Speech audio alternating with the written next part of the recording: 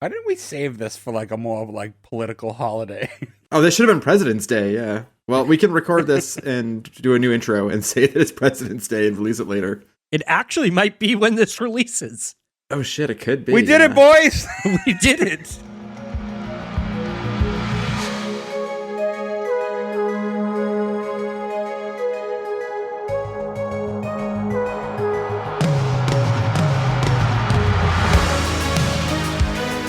Welcome back, everyone, to S1E1, a show where each week we pick a different sitcom, watch just the first televised episode, and forgetting anything we might know about the future run of that show, rate it and decide if it's a show we want to greenlight or cancel. This week we're going to be talking about D.C. Follies. D.C. Follies went 44 episodes over 2 seasons on syndication. We were talking about episode 1, which was called Reagan Parachutes Into D.C. Follies, originally airing September 15th, 1987. So to get things started, I'm Jay Gags. With me, as always, the boys, Joe, Berg, and Gordo. What's going on, guys? Easy, Bonzo. Easy. It's been a while, but fuck you, Joe. Yeah, Joe. This actually might be my top worst show. I can't Hold believe on. that. I don't even think that's remotely close. I actually, believe it or not, I agree with Gordo. This is terrible. I don't feel that way at all. I mean, I'm not tipping my hat just yet, but I don't think it's even remotely close to like a terrible show in that regard. I agree. Yeah, it's Sid and Marty Krofft, and it's Fred Willard, and it's every living president, and there's fucking puppets everywhere. Dude, this show was literally... It's terrible. I know, I should love this show, and it's just so poorly done. What? You're fucking crazy. You're crazy. And then like a couple days ago, apparently Gordo unlocked some new puppet fear that he hadn't had in his past 40 years. It's only for the Sid and Marty Krofft HR Puffin stuff shit. That's a very specific, and this doesn't look like HR Puffin stuff. No, it's not the same style of puppets. But it's the same style. Like, no. No, I literally just said it's not the same style. This is nothing like the big monstery Sid and Marty Krofft puppets. I don't like them. Sid and Marty Krofft have worked with Fred Willard, the Bay City Rollers, and Kiss. Sid and Marty Krofft should be on fucking Mount Rushmore as being two of the coolest human beings of all time. You know who I remember as the Krofft brothers? Do you remember the PBS show, the two brothers that would go and look for animals? That's not a Sid and Marty Krofft show, I don't think. They were the Krofft brothers, and that's what I thought. That's the Kraft brothers, I think it was, or Wild Kraft. I have no idea what you're talking about. But did you guys grow up? I mean, like they were before our time, but did you guys watch these shows when Yes. we were kids? Oh yeah, like Land of the Lost was a big one when we were kids. That was on all the fucking I think my time. parents grew up on them, so they liked them. So it was Yeah. like one of those, like when I was a kid, they were like, oh, watch these. So I remember watching HR Puffin stuff and Lidsville and Yeah. Sigmund and the Sea Monster, I believe was one of the other Fucking ones. hated all of them. They are the reason why modern McDonald's isn't like it was when we were kids. 'cause Yeah, they McDonald's sued got them. hardcore sued because they basically, I mean, if you watch back the old McDonald's commercials, it was blatant ripoff of all the Sid and Marty Krofft stuff. Oh yeah, like fucking Mayor McCheese. Who's the cop? I don't remember the cop's name. I can't think of the cop. The cop is super funny because isn't the cop also have a billy club, which means that he is willing to start hitting fucking people at any time. Yeah. Well, the story behind that's funny. They had I don't know if they actually signed anything, but they were going to work with them. And they presented McDonald's with all these ideas. And then McDonald's didn't work with them, but still used the ideas. Joe, who you're thinking of is Officer Big Mac. Officer Big Mac, thank you. Oh, it's so unoriginal. Yeah, I know.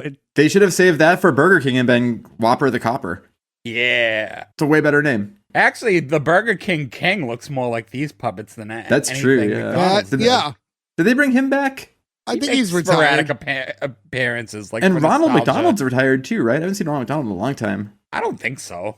I don't think he's been in like a commercial in quite some time. Because we had like video games with him and stuff when we were a kid. Like there was like the benches where you could like sit with him. Yeah, he was like a prominent part of their ad campaign growing up and for years before, but modern, they kind of shied away from that because I think they try to make it like McDonald's isn't just for kids. Come on, adults. So like they They had to take away the clown. Yeah.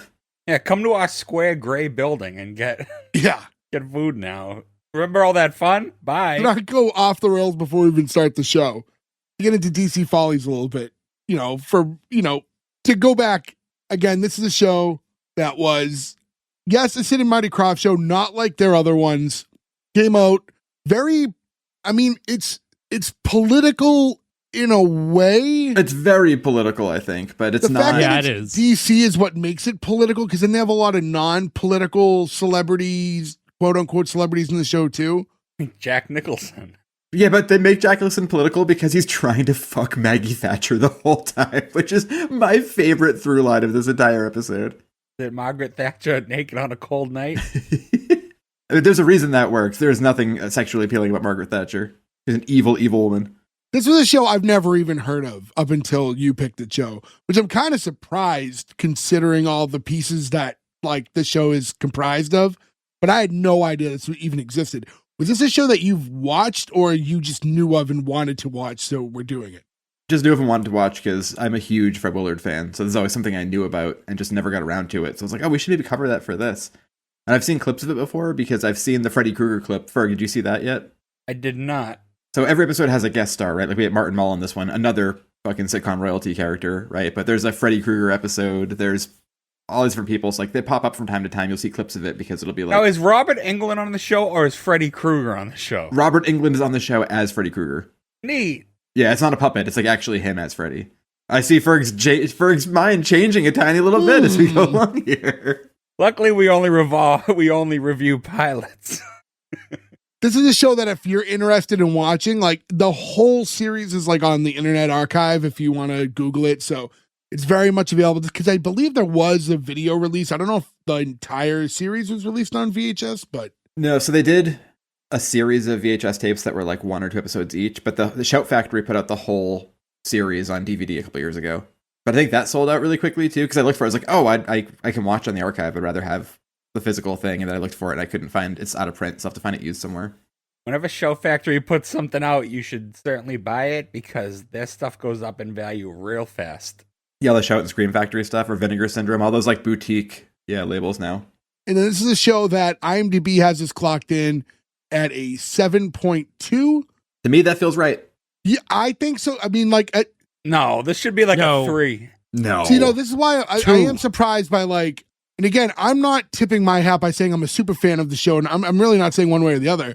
But like the fact that you guys like hated the show and like outwardly just don't like it right off the rip, that does surprise me a little bit. By Joe's metrics, he should hate the show because this show is so dated. It dates itself to a certain period of time that if you watch it now, you don't know what's going on. So I will say that to get into that part of it, and before we get into the actual like meat and bones of the episode, I would say my biggest complaint of the show is this is driven by other than Fred Willard and the one special guest every episode, everyone else on the show is portrayed in puppet form. So we're getting all different celebrities, and within this episode alone, we get multiple presidents. We're getting Oprah. We're getting Jack Nicholson. Johnny Carson? Don Woody King. Allen. So like we're getting all this stuff, but because of the Pope. political element of it, I feel like it dates it more. Because what happens is on a show like this, there are certain celebrities that are like timeless in a sense, right? You can go back and you can watch, and I think presidents are okay, Yeah. but we're getting into people that are like in the government system that aren't presidents, which like if you look at like today's world, right? Like if you were to make DC Follies in 2026 and you put Donald Trump in it, like I think you could watch that in 20 years. If you put Pam Bondi in the show 20 years from now, you go, who is that? You know what I mean? Like it just doesn't carry the same. I will say to that though, some of the people they have in there, like Ollie North. I mean, this whole thing is really hard on the whole Iran-Contra thing, and everybody who's part of that, I think, kind of was.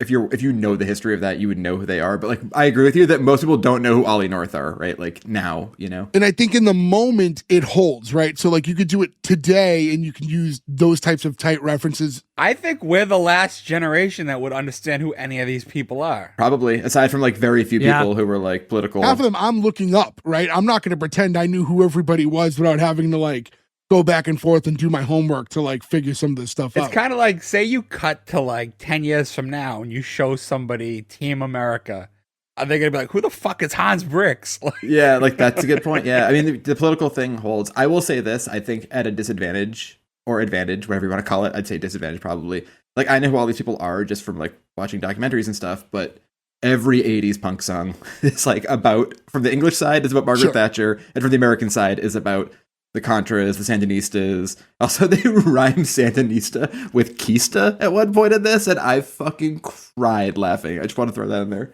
But like, as for like references that people don't get, it's like, was Jack Nicholson trying to fuck Margaret Thatcher at any point? Were they ever together? Like, that joke goes over my head. I think it was just to be like, he's a famous like hound, and it's funny to think of him trying to sleep with like terrible Margaret Thatcher, you know? So yeah, that would be my biggest issue, was because it's centralized in DC, and I want to get into that part of it a little bit later too, and I'll talk about it later on. But yeah, I mean, just to go into that, I think that's where I struggled with the show. But we're going to talk about all of this. Might as well just jump right in now too, because the show opens up and we see Ronald and Nancy Reagan. Now remember, again, just to not go over it over and over, everybody in this show is a puppet, except for Fred Willard and Martin Mull when we see him later on. So we see Ronald and Nancy Reagan on a plane together, and Ronald's asleep, Nancy's reading a book, and then we start seeing like the plane starts to like rock around a little bit, and she's like, oh no, what's going on? Now he's asleep the entire time. The book, by the way, she's reading is the book that Ronald Reagan's daughter from his first marriage wrote about him. Oh, I would have never caught It's that. like the inside joke, yeah, the home front, yeah. They make a lot of references. He has a lot of weird kids. Like they make a joke later about his son, whatever. Like Ronald Reagan Jr. is like the leader of like the atheist party. Like he's like the most anti-Reagan person ever. So there's a lot of like real inside baseball shit, to your point, right? That if you didn't know. Great for a sitcom. I think there's a place for that. I mean, I think that book was very prominent at that time. It does work. I said, like you said, right? I agree with you. It doesn't age super well, but if you're watching in the context of that time, I think that joke works. Sure.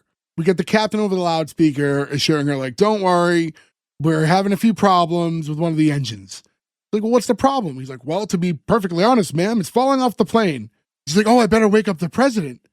And then, like, it cuts to the bar, and this is where we see DC Follies is the name of the bar where the majority of the show takes place.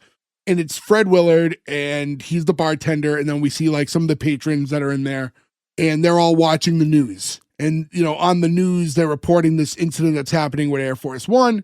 They're saying, you know, the latest developments, you know, good news, the plane has regained altitude, it's back on course. Thanks to the fast thinking of the crew, all they had to do was get rid of some extra weight for the engine to be able to balance. As soon as that happens, we see Ronald Reagan crash through the ceiling of the bar. It was funny because because it's a puppet, he's just like, it looks like he's dead. Yeah, he's hanging. Like it's just a hanging puppet. I was like, whoa. One quick little aside I thought was very funny when Fred Willard is like, oh, hey there, didn't see you come in, sort of thing. He's like pouring a pitcher of beer, and it is 99% foam. I thought it was so funny as a professional bartender. He just like put the entire thing of foam on. Like, that made me laugh. I don't know. He's like, wow, that's mean. They could have thrown out some empty seats first. Mr. President. And then now we have him waking up for the first time. He's like, oh, I had no knowledge. He's also really leaning into the oh, mother, mommy, like the whole like creepy Nancy Reagan thing. And every scene of this, I expect to end with, and live from New York, it's Saturday night. Because every single one of these just feels like a cold opening that they forgot to end. Fred Willard's acting in this is like very stilted, and it's just very weird. I mean, he's acting off of puppets, so I imagine that might be a little harder than people, but I think he's doing very much what Fred Willard does, right? Like, if you think of even him, like, in Spinal Tap or something, where he's only in it for a second, like, he's doing the same sort of shtick and the same type of acting. Yeah, I don't know. It just doesn't, I don't know. I'll say this, I love Fred Willard. There are times in this episode where I feel like the puppets have a script, but he doesn't, and he seems to be riffing a lot, yeah. Yeah. I do wish when Reagan fell through the roof, he just went, hey, what happened? That would have been so fucking good. No, green light. If that was when Reagan woke up, he's like, Mommy, as soon as we land, I'd like to go to DC Follies. It's like, oh, you're in DC Follies, sir. It's like, oh. And that's like the close of that like intro. And Ferg, I'll give you like if that was like a cold open to SNL, I would not be shocked in the slightest the way that it panned out. But then we go into the intro, and then the intro is very like it's presented almost like a variety show. I feel like the way they had like the voiceover and the title cards. I love this intro, yeah, where they're like featuring Martin Mull, yeah. I feel like they should have spotlighted the specific celebrities in the intro. Oh yeah, for sure. Instead of just being like, and the magic of the Krofft puppets, like pretend that these are real actors that are in the show and be like, Don King. I kind of disagree, though, because I feel like that ruins the surprise, because then it's funny when Don King all of a sudden walks up, right? Because you're wondering who's going to be the next puppet they do. Who's the next celebrity who's going to get lambasted. You get by that, though, by introducing puppets that aren't even in the episode. But I'll say this. I mean, and this is just through like limited research and, they're not too good ahead. But when I was looking it up, because I was trying to figure out who some of the people were, if you go on just like Wikipedia and there's like the list of the puppets that are represented on the show, I would say 2/3 of them were in this episode alone. So it's a lot of repeat characters that they're using. So Oprah's not a one-off. You know what I mean? Oprah's going to be in multiple episodes. I'm a little sad that Michael Jackson is in this, was not in this one. That would have given us so many avenues to go down. Michael Jackson and Woody Allen in the same episode would have been... I don't know if we would have had enough time to tackle that episode if that was the case. There's not enough room on one show for that much pedophilia. Yeah, oh God. Oh God, when Woody's talking about having the kid, having too, like my brain was just like, fuck me, this is so hard to watch. From the intro, we go back to the bar. Oprah and Andy Rooney are walking in, and as they're walking in, they pass by Fred. They say hello to Fred and go back to talking to one another, and Oprah saying, Andy, you have the most sensational eyebrows. Like, no, Oprah, I've never noticed that. And, listen, they're not trying too hard with the voice work on a lot of these people. Yeah. But these are the jokes, too. Like, Andy Rooney has, like, famously humongous eyebrows, right? Like, they're doing weird jokes like that where they're, like, throwing things in a mirror, sort of, which I think to make you remember, I think to kind of be like, this is Andy Rooney, like to make you like hammer home some of these people, because I mean, like Gerald Ford and Nixon are really easy to tell who they are, but some of them a little more vague. Yeah, because it said Ford on his forehead. I was gonna bring that up. I will say though, like we're talking about the voice work not as solid as everybody, but all the former presidents, the voice work is pretty fucking perfect. Yeah. I'll mention it when we get to it, but they walk by, and then this is when Fred like looks to camera and does like a fourth wall break and basically is like narrating to the viewer. And he's like, hey guys, like I'm Fred and this is my place, DC Follies, sort of a neighborhood bar right down the street from the White House. Kind of a place where a lot of very well-known people can drop in, relax, and just sort of be themselves. You save that. As soon as he says drop in, that's when you have Nixon come through the ceiling. I think that's better. That's a better way to do it for sure, yeah. Not Nixon, I'm sorry. Reagan. But yeah, they could have saved that whole drop and just had that be like a callback to something we knew a minute earlier and then have him drop. Yeah, I think that makes a lot of sense. All right, get the time machine up, boys. We're rewriting DC Follies. And I'm stopping HR Puffin stuff. Gordon, we're going to drop you back 30 years earlier for HR Puffin stuff, and then we're going to jump back in the 80s ourselves. I don't know why they scare you so much. That's so lovable. They're just weird looking, dude. I mean, if you were walking down the street alone at midnight and one of them walked by you, sure. But, like, I don't understand them being scary on TV. Yeah, if any alive puppet walks by me in any form, I love the Muppets, but if Rolf walks by me at night, I'm going to be a little spooked by it. Didn't they make a horror movie with the HR Puffin stuff? No, it was, the Banana Splits. Yeah, that show also scared me. Which I think was also Sid and Marty Krofft. It is, yeah. I actually, when I was in Florida this week, I actually bought a Banana Splits record, and I was so excited to buy it. You should watch the movie. It's actually fantastic.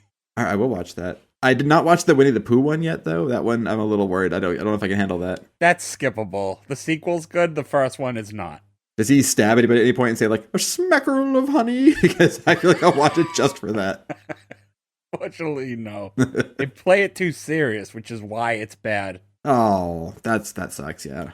And then Fred walks over to Reagan. He's like, hey, anything I can do for you, sir? He's like, yes, I've seen him misplace my red phone. And this is where we get the immediate, like, we're clearly in the Cold War. And they do hammer in a lot of the Cold War stuff here.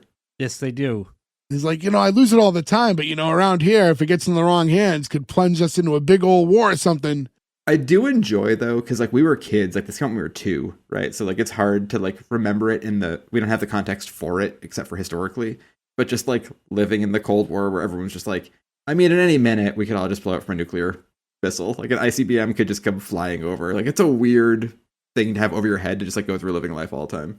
It's weird now. Like this is going to be one of those times where, it's like, it's tough to not have this conversation without like sounding like very foot in my mouth. But like without living through the Cold War like properly, like in a cognitive age, it's weird because like we didn't feel that high tension. We were too young to be aware of it. But then like really, other than that, it's like the Cold War is because it was just basically like we're not talking.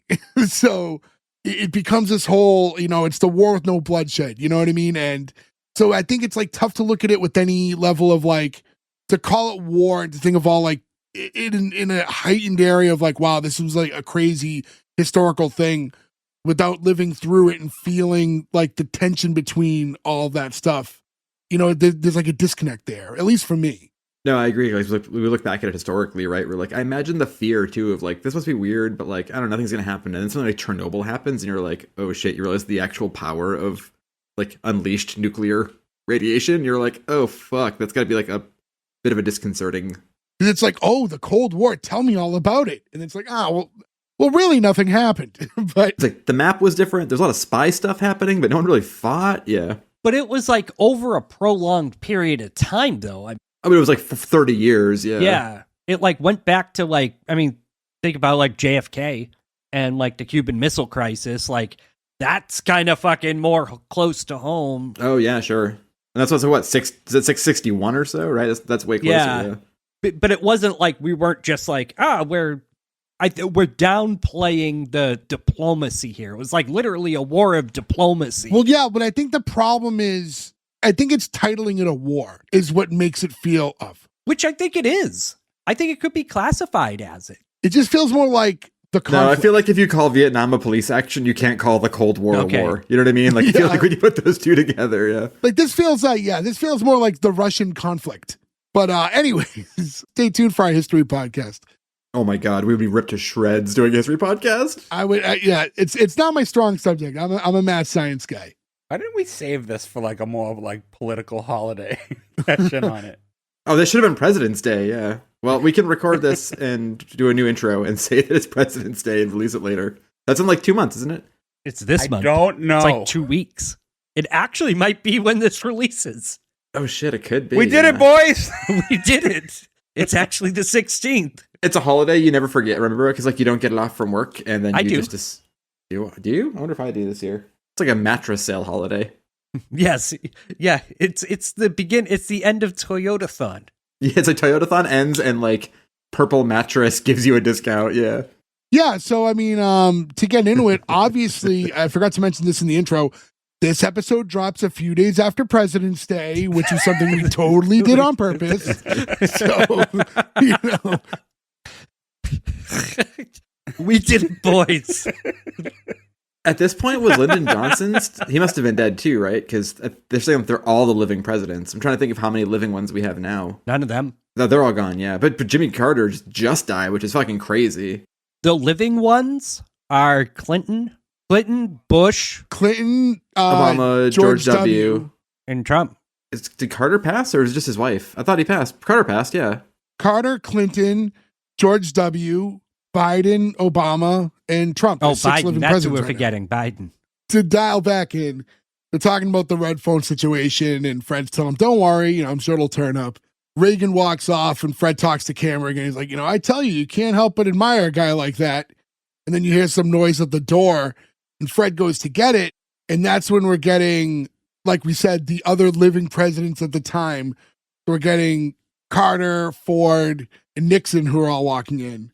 And they all were just out for a run, so they all have headbands on. I do love that they all just go for a jog and then go to the bar every night. What a fun club. I think it's funny that they go for a jog in their regular clothes, but they wear headbands because that's suits, yeah. Like, I think it would have been funnier if they stylized, the puppets all being like matching tracksuits. You know what I mean? Like, that would have been funny. It is funny, though, because that's one thing that's sort of gone away, but is very much of that time, where it's like, if you go to the gym now, you see very few people in sweatbands and, You know what I mean? Like in like the sweat headbands and everything. But in the 80s, that was like the way you signaled. Hello, that you John worked out. Cena. Aside from John Cena. John Cena notwithstanding. Yeah, who doesn't wear it on his head? He does it so his biceps don't sweat. Yeah, he wears a head-sized one on his fucking arms, which is insane. Pride of West Newbury. So he's asking, hey guys, had a good run? It's like, yeah, and they run in and they're being seated and order something wet. He walks by and then I just want to double check because this one he's like, oh, excuse me, coach. Was that John Madden? I'm fairly certain that was He's John on Madden. the screen for less than a second. I think it was Madden. That's the only person I can think of at the time that looks like that. The only other person I can think of, Gordo, who could have possibly been it would have been Tommy Lasorda. But he's a manager. He was manager? But Tommy Lasorda was a manager. Oh, manager and coach, right? In baseball, there's no coach, it's manager. Then it had, okay, then 1,000%. It's Had to have Madden. been John Madden. Is there a Madden movie coming out right now? A John Madden movie? He's in The Little Giants. You could just watch The Little Giants. I would much rather watch The Little Giants with our good friend the Icebox. Fred walks over and hands all the presidents some drinks. Says, here you guys go. Good seeing all you fellas trying to stay in shape. And then Nixon's like, well, the presidency does take its toll, Fred. I must have aged 10 years while I was in office. And then Carter's like, man, the country aged 20. As soon as Jimmy Carter started talking, I'm like, this is not, he sounds like he's supposed to be like the Lost Jackson brother from the Jackson 5. Like he does not, there is no way. Gino Jackson. Yeah. Like this does not sound like Jimmy Carter. I don't know. I think him and Gerald Ford were pretty okay. I think they were close enough to the mark. I think you knew when you heard it, you knew who they were. Was Jimmy Carter like a young black man who played in like a funk band? No, he's an old white man who played in a funk band. It's Yeah. sort of the same. Yeah, I don't know who voiced what characters, but I was like, I don't know if this Jimmy Carter voice, I was so distracted by it every time he talked. I forget what part of Georgia he's from now, Jimmy Carter, but when we were going through Georgia, we like ended up in that town, and there's just like a million postcards you can get of just like him as a giant peanut. I bought so many for like my dad's like, look, this is Carter's peanut. When Carter tells that joke, like they all start laughing and Ford like literally flips over. He's laughing so hard. Which is the classic pratfall that he would always do, right? That, speaking of SNL for Greg, that's a classic Chevy Chase, right? Just be Gerald Ford and fall over. And then right after that, we see Woody Allen, who's like off on the side. He's like, excuse me, Fred, like, could you come here? Can you talk? And then he's like, oh, Woody wants to talk to me. Like, excuse me, gentlemen. And he like heads over.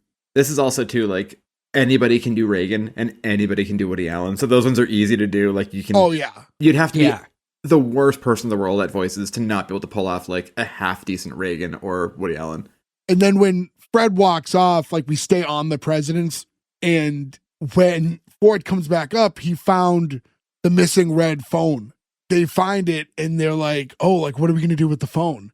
And like, they're going over the stuff like, oh, we could start our clue game and, find our murderer. It's like, oh, it wasn't me. It was Colonel Mustard. I had nothing to do with it. This is Nixon talking like, I own the lead pipe. Miss Scarlet was dead when I got there. Like the whole, he's playing into the not a crook thing with the, like, I'm innocent. And then it's like, no, that's the red phone. Like, we should tell President Reagan we have it. Like, no, wait, let's do something else. And then they decide like, oh, we should have some fun. Let's do some prank calls. I want to know the logistics of this too, because the whole idea of the red phone was always like, it was in the White House in the Oval Office and it went right to Moscow, right? That was what the red phone was. You get to like Gorbachev or whoever right away. Or you Diplomacy, get Batman on the line, Cold right? War, or Batman, right? Yeah. And it goes to Wayne Manor. But if you remove the phone from its phone line and then move it into a bar, does it still work somehow? Was this some sort of 80s cell phone technology I'm not aware of? CIA technology, man. Yeah, they just it didn't make its way to us yet. I'll say this, I haven't been shy about how I feel about this show. This is my favorite part of the whole show, is them just making prank phone calls on the red phone. And if the show was more like this, I think I would have enjoyed it. So you're talking about Crank Yankers, because Crank Yankers is literally just this scene for half an hour. Only these are not the most clever prank calls. I mean, we're getting the Mr. Gorbachev, is your refrigerator running? Well, you better go catch it. And now that's like, oh no, hand it to me. Hey, Mr. Gorbachev, do you have Prince Albert in a can? Well, you better let him out. And then Ford's like, all right, let me go. He's like, Mr. Gorbachev, we have 400 ICBM missiles headed straight to Moscow. And like, what? Get out. Wrong number. I think they chose the wrong president to not understand that they were making jokes or use the poor sense of humor. Like, it should have been Nixon that said that one. Yeah. I did think that part of it was fine. Like, whoever it is, the idea that one of them does not understand how this game is supposed to go. Yeah, one guy. It's a classic. Like one person takes it too far, right? Like you're all making a joke, and somebody just goes too fucking deep into something. But I find it strange that there's zero repercussions from this. Like, I was expecting later for something to happen with the Cold War, or like... Yeah, you have to, like, take off your normal sitcom brain and be like, where's the storytelling here? Like, when does this come back into play? Yeah, like a KGB agent should show up after this to, like, investigate or whatever, right? Yeah. Even if they said something like, Russia retaliated and there's missiles coming towards the bar, it's like, uh-oh, and then the episode ends. Like, that's a great sitcom thing too. Like the missiles are coming right towards the bar. They'd only destroy one building. No, we cut to Andy Rooney, who's sitting at the bar, and I was looking at the list of people who were represented in the show as puppets, so I'm not sure, but this could have been the Jesse Jackson puppet, because out of the people that weren't like clearly named, he looked closest to, but I don't know. He could have just been an unnamed person. Yeah, I couldn't quite gauge this one either. Yeah. Because he never speaks. That would have done it, because Jesse Jackson, like, they wouldn't have been able to help themselves doing, like, a Jesse Jackson impersonation, right? Like, you would have known. I know he's in the show, and I was just trying to go by the list of, like, known celebrities that were represented in the show. Joe's right. If it was Jesse Jackson, you'd know it because he'd be over the top and loud. Yeah, so I don't know if this guy was supposed to be just an unnamed bar patron, but he would have been the only one that wasn't a celebrity that was in there, I guess. I feel like at this point, too, Jesse Jackson was involved in so many things that were, like, way more touchy than something as vague as the Cold War. I don't mean that in a weird way. I'm just saying, like, if you think of, like, the Jesse Jackson stuff of the 80s with, like, that dealt with, like, people being raped or whatever, right? Like, these, like, social issues. Like, it's hard to, like, have that person pop up and be like, Gorbachev, do you want some pizzas? And then have him pop in. Like, you have to, like, put some distance in between those characters in those jokes, I think. You have to, like, find the right time to use certain people. Nah, not back then. Everything's on the table. Gorbachev's getting those pizzas. Also, you guys, I read a pizza book to my daughter all the time. History of Pizza by Greg Pizzoli, my favorite children's author. And they go through a bunch of different history of pizza things. One of the things is Russian pizza. It is served cold with fish on it. Russia, do better. That sounds fucking terrible. I love cold pizza. I love cold pizza too, but it's served cold. The next day, pizza the next day out of the fridge is one of the best things ever. I never reheat it. But to cook pizza with fish on it, then chill it, and then serve cold fish pizza as the pizza, that's how you get it. That just seems wrong. What about anchovy pizza? Is that the same thing? The joke for decades has been no anchovies. Anchovies is the gross topping. So you can say, what about anchovies? I'm allergic, so I've never been able to try it, but I've seen it on pizzas before, and it doesn't seem appealing. I've never seen it in the real world. I've only seen it on sitcoms.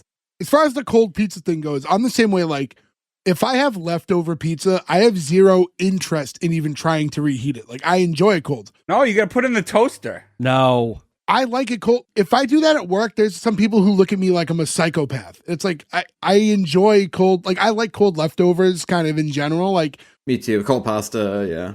it makes it like a different thing. Because when you reheat Ew. leftovers, like, Wait, did not you say every pasta? single food, I'll eat cold pasta. I eat cold pasta, yeah. No. What's wrong with you guys? The next day, cold pasta is fucking good, man. I agree. There's plenty of things you can have cold. Pasta's Sure. not one I would do. Pasta's absolutely not one of them.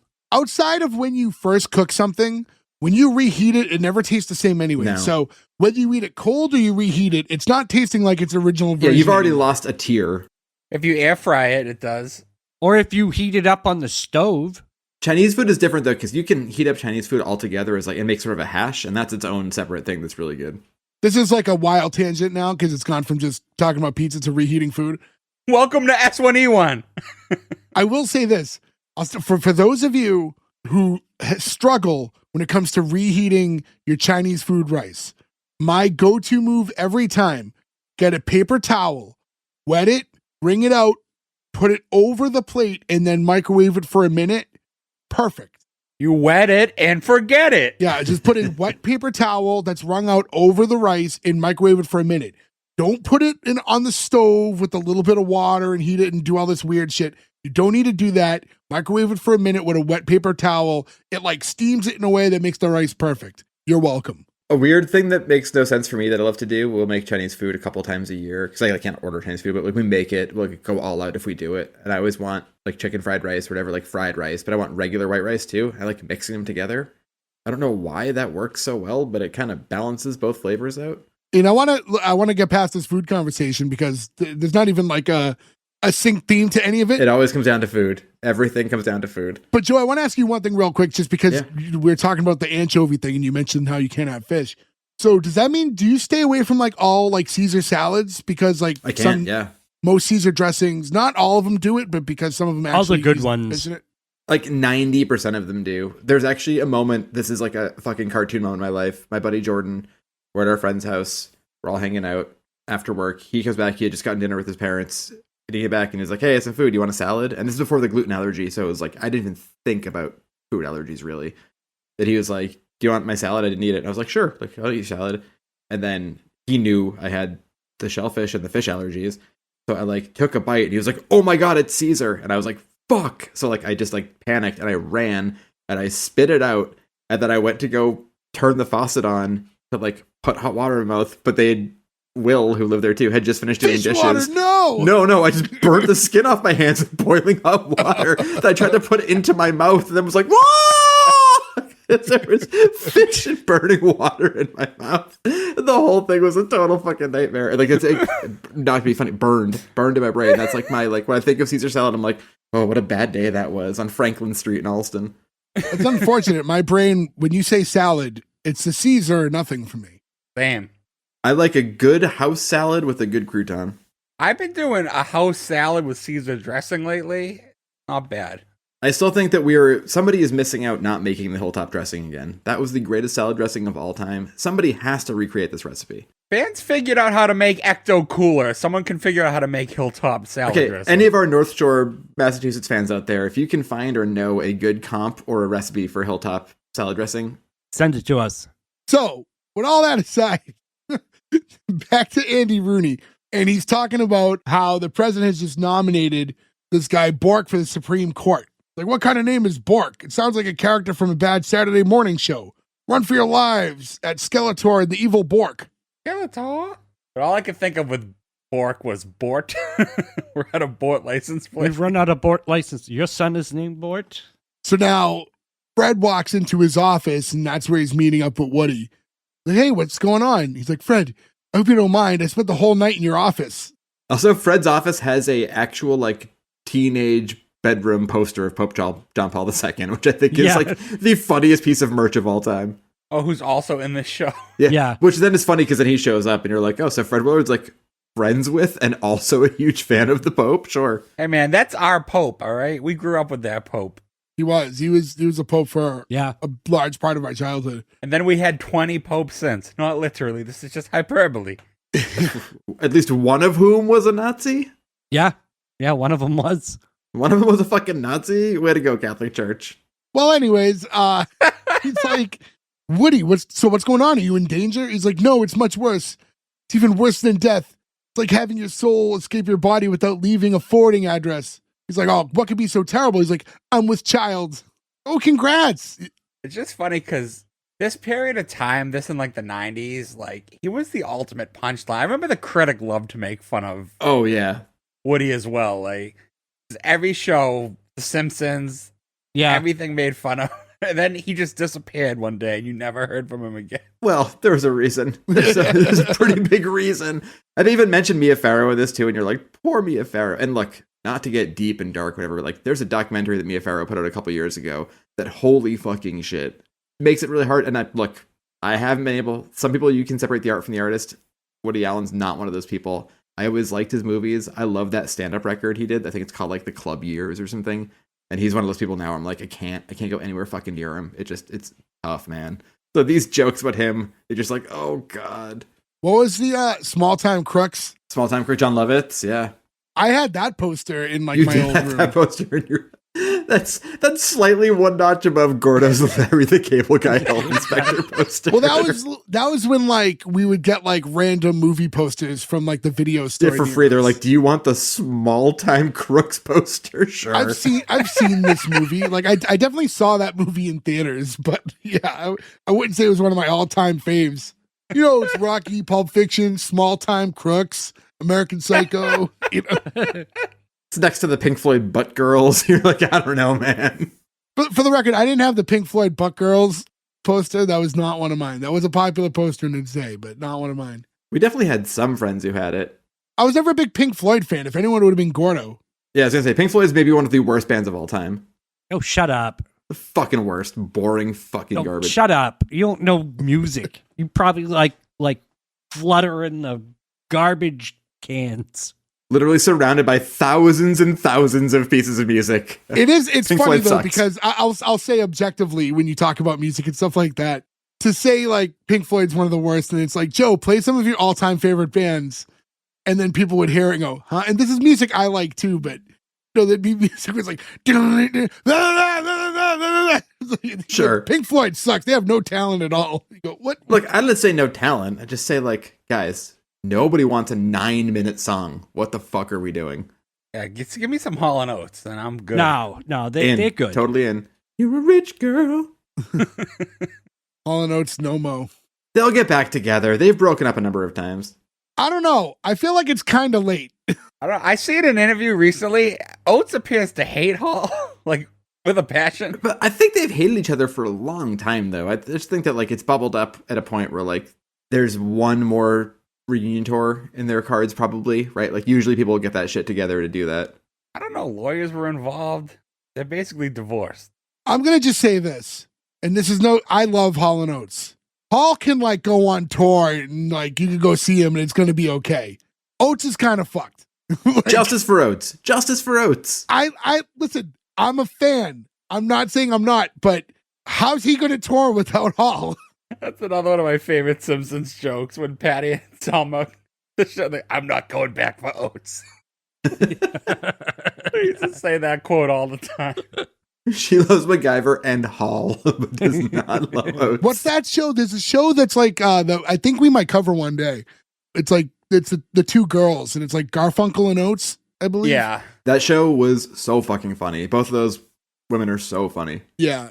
I have that saved. Like I've said, I've wanted to do like a music month, so that's one of the potential options. But anyways, Fred's congratulating him. He's like, oh, congrats, you're having a baby. It's like the things medical science can do. And he's like, Fred, I'm not pregnant. Mia is.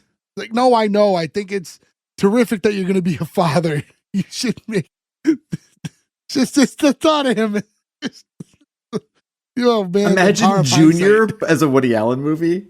To be fair, if it was like, you have to watch one Woody Allen movie again, I'd be like, well, him as Junior is going to obviously happen.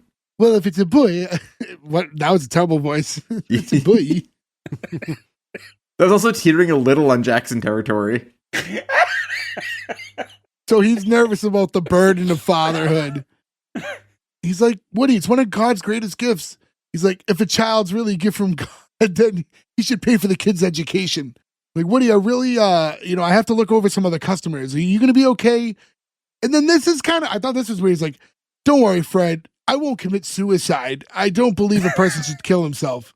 Those things are best left for professionals. I'm like, oh. I take that as a Jack Kevorkian joke. Sure, but it just like, it was a weird tone shift. I mean, that line does sound like a line written in one of his movies. I will say that. It's not like super far left of what he would say. I thought it was funny, like at the end when he leaves the room and you just have like Woody Allen talking to himself. He's like, I can't believe it. I met her 10 years ago. We got together. We had deli. We went out. We danced. We kissed before so we wouldn't get anxious. Something about we had deli. It's just so funny to me. It's also like, I always joke about the episode of The Office, sorry, Gordo, where he thinks he's going to sleep with Holly for the first time. And he's like, probably soup. It's like, now that we're in our 40s, it's like, you're like, sex later, you eat, like, last thing we eat's deli. Like, I don't know, probably soup. I'm not going to eat fucking a rye bread sandwich before that. That sounds like a terrible idea. Hey, you just go outside, barbecue some soup up. So I would say statistically, there must have been plenty of times where you made whoopee where the last thing you ate was a pepperoni and cheese sandwich with mustard all over it. I will say, yes, you were correct. However, the years of that have elapsed, sir. It's not an everyday thing anymore. You know, the iron in the stomach chips away as you get older. And now we're 40 and you have to worry about it coming out both ends. Also, I would say, You guys have that problem? Because I don't. I could eat a deli sandwich and go for it. No, I'm not saying that. I'm saying you're going to burp it up. That smell is strong. I'm with Gordo. I mean, with Ferg on this one. Pepperoni is not the greatest, or any salted cured meats is not the greatest sexy burp, probably. Yeah. Probably not. I mean, who among us haven't eaten a little bit of prosciutto? And Jay's ate a lot of bit of prosciutto. Yeah. So Fred now heads over and talks to Oprah, who's sitting at a table. He's like, "Oh, Oprah, loved your show yesterday." This line killed me. I thought this was going to be Joe's open. It was in the running. Oh, on the next Oprah Winfrey show, a really sensational topic: bisexuality, the joy of losing your virginity twice. Yeah, I actually thought that's what Joe was going to go with. I will say this, we're past it now. It's not the way it was, with Maury retiring especially. But I think someday we're going to look back and be like, it's insane that these people, Jenny Jones, Maury, Oprah, they did a show every day with a topic every day and new guests every day for an hour. Like the amount of content they pushed out, fucking, and Oprah especially, because she went longer than anybody. Fucking crazy the amount of shit that exists in the ether now that was like an Oprah episode. Have you seen America? Yeah. That's the thing too, is like the world, it's like, you know, the country in general, it's like, it's such a big place. And just, there's so many, like, everyone, just think of the amount of stories we've told about ourselves over the last almost 5 years. And then all the people you know who have done weird shit or whatever. And then, so that pool that you can pick from is so vast to be able to find, like, oh, we need people who hate their own race. And like, or we need, you know, people who are afraid of onions. Like, there's just always going to be something going on, or, you know, there's enough out there when you have, the world is your oyster, I guess, when it comes to picking these guys. So, I mean, What was it on Maury? The girl, was she afraid of olives? The olives. Yeah. He's crying because she thinks they're like dead people. She went to like her grandfather's funeral, or it was like something like that. And like the reminder of eyeballs. And it's like, there's not going to be any olives. He's like, bring out the olives. He's not the person with the big jar. And she starts like crying. never let it be said, though, people will not jump into line to degrade themselves just to be on television. That's the reason these shows happen. Sure, when you go on a show and you're being told, I'm going on a show all about my biggest fear, what the fuck do you think they're going to do when you're invited onto the show to talk about how you have a deathly fear of olives? You don't think they're going to bring out some olives? Yeah. Yeah, right? Next on the episode of people who hate cantaloupe, like, I wonder if they're going to ask me about what my greatest goals and ambitions are. You're like, I think they're going to throw a cantaloupe at you. Just Yeah, give me that show. Yeah, right? I'm chucking cantaloupes at Joe while he screams. Well, it's happened. Usually I chuck them right back at Jay's mom. I always love the one though where it's like, I'm hot. I wasn't, and you made fun of me in high school, and now I'm hot. What are you going to do about it? Because like 50-50, those ones, the person was just like, I'm happy for you that you're hot now. Like, I don't know what you want me to do. Like, don't you want to fuck me? They're like, no, I'm married. Like, it was always so fucking weird. It's like, I'm glad you're happy. I'm sorry I was a shithead when I was 16, but like, I don't want to fuck you. And like the TV show just fucking screeches to a halt at that point. There's like no way you can go to not make that an uninteresting episode of television. This is the point where we get our only other human being, and Martin Mull walks in, the real one, and Fred's like, Martin Mull, you're my favorite comedian. Welcome to DC Follies. He's like, oh, please, no autographs, no pictures. Just get me a beer. He's like, you know what I love about you, Martin? It's the sarcasm. and he's like, he thinks everything that Martin Mull is doing is a joke, right? Where he's not. And the whole bit in this conversation is Martin is incredibly frustrated with how Fred's acting because he thinks everything's a joke and he just wants a beer and he won't get it to him. And we have to touch on at least, right? We've talked about it every time because Martin Mull comes up all the fucking time because he's sitcom royalty, but like. Huge RIP. RIP to both of them now. Yeah, huge Martin RIP. Mull more recently. Well, actually, no, Fred Willard more recently, Fred Willard. No, didn't Martin Mull just die? Martin Mull just passed away. Martin Mull passed away first, yeah. Fred Willard died, sadly, like right after that last season of Modern Family where he was Phil's dad, and you could tell that he was like right at the end. He died during the show because they had his funeral. Yeah, they did his funeral on the show. It was the last season of the show, though, which was not. But then Martin Mull was after, yeah. Because Martin Mull's done like a few shows we've covered that were since then. But they were like partners, right? Like the Mary Hartman Fernwood Tonight stuff. And then they even had the fun story arc in Roseanne later on where they were a couple in Roseanne, like the very end. So it is fun to see them together, just like riffing. And I'm sure they're having a lot of fun doing it, right? Being like playing off their past. You know what's funny? I did not think about that until you mentioned it. The whole Roseanne thing was like totally escaped my brain at the time. That's so weird. And I've watched all of it. Yeah. I want to say his name is maybe. Because before that, he's dating Michael DeBar, who's like another very much 80s sort of sitcom. And he's a Murdoch and MacGyver. It's like. Not Roseanne DeBar? Waka waka. Well done. Just looking up. So I didn't even realize. So Fred Willard died in 2020. I didn't realize he's been gone that long. Yeah. It's hard now. And like, we're talking about this now in the week you where sounded Catherine. like Ronald Reagan just now with it. Yes. Yes, she's dead. Yes, mother. But Catherine O'Hara just passed away. Another huge fucking RIP to our childhood. And then, we already talked about that as well. We're like, I don't think we'll get, we had mascots and technically I think you'd count Spinal Tap too, but like, I don't think we could do like a sufficient Chris Guest movie anymore. Like we've like lost enough of the people. You lost some real key players at this point. Right. You still have Eugene Levy, you have Parker Posey, you have a lot of the people, but like a big core of that group is gone. And that's like fucking heartbreaking to think about. And again, getting older is weird and fucking terrifying. Anyways, we're getting Fred doing the whole like your sense of humor, it kills me. And he's under the impression everything he's saying, he's purposely giving him the opposite answer. So he's like, oh, what kind of beer do you want? Like, oh, a dark beer. It's like, which means, of course, you want a light beer. Like, coming right up.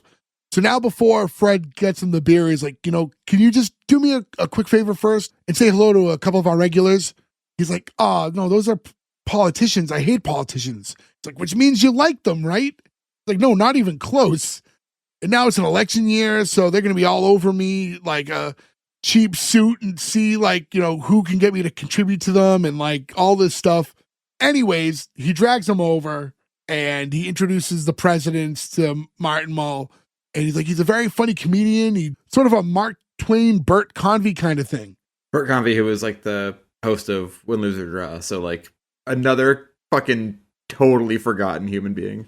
It's like, oh, Martin wants to talk to one of you about contributing to one of your parties. I'll let him fill in the details and leaves. It's like, that was kind of a dick thing to do. Yeah. Like, it's one thing when like Fred's like aloof about the situation and like not aware and like he's just being nice. But here he just kind of set him up. I feel like though too, when you're a president and you are done, that like you probably don't give a shit about like fundraising for the party anymore, right? Like you're just kind of like living your life. Like I don't think Nixon in '87 was like, oh, the Republican Party could use some extra money. Like I'm sure he was just like living his fucking life, right? Like I don't imagine he gave a shit if the party got money at that point.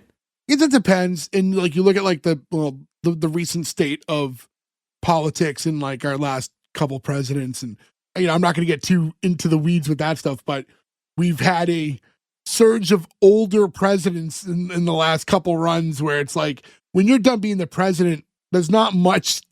I don't think there's a lot of time left to have like that kind of drive. But when you have like, like the Clintons of the world who was done being a president and still had like a lot of life to live still afterwards, I guess you could still be somewhat politically invested. Obama too. Invested, sure, but like money raising, I'd be doing other stuff, right? Like they're usually giving speeches for like crazy amounts of money and writing books. Going on book tours. Yeah.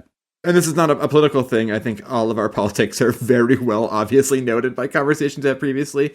So it's not worth bringing up ever because this is an agnostic podcast for that. But I just don't understand why anybody would want to be president and old. Like it's so crazy. Everybody wants to work when they're this old. Like that brain. And this goes, again, both I don't parties. want to work last now. Two presidents. Yeah. I don't want to work now when I'm fucking 40. Somebody being like, I want to be the president again. I'm 75 years old. Like, dude, you're fucking rich. Go relax. Be on a beach. What are you doing? That's crazy to me.